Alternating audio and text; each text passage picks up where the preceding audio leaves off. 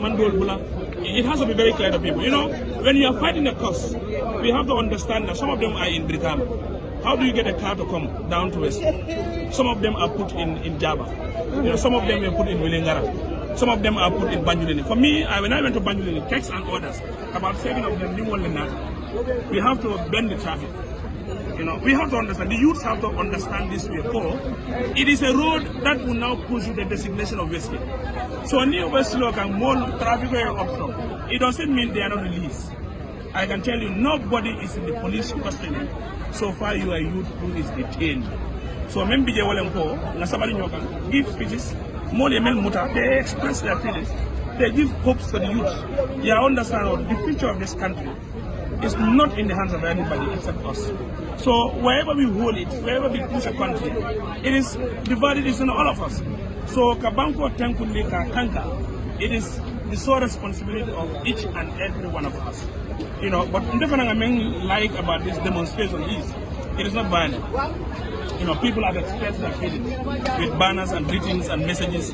Imam Mone, they understand it. The police could have averted the first day.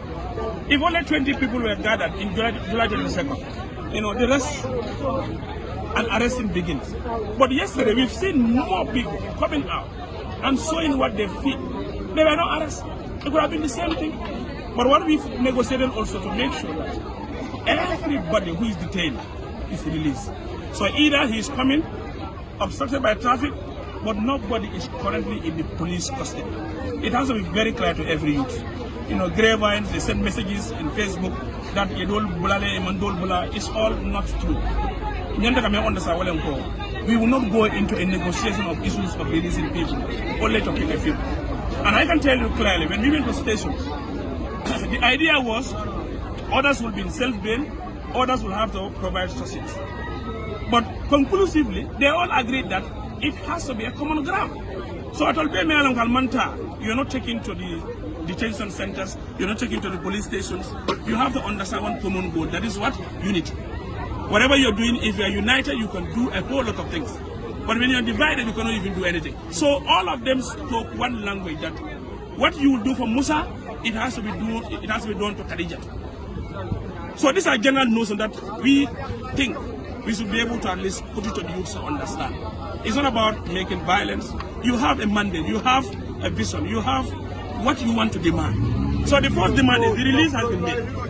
The release has been made. So now, after releasing now, what is next? You ask each and every one of you. We need to understand how do we prepare ourselves to put government to a test, to put authorities to a test, to put people who are also entrusted with our national way to test. When we get to understand all those things, it will not be fearful on what we will be asking. And one thing that I can rest assured about Gambians and youth, you know, the demonstration has been avoided. You won't hear any, you know, insults or words that are not even pleasant.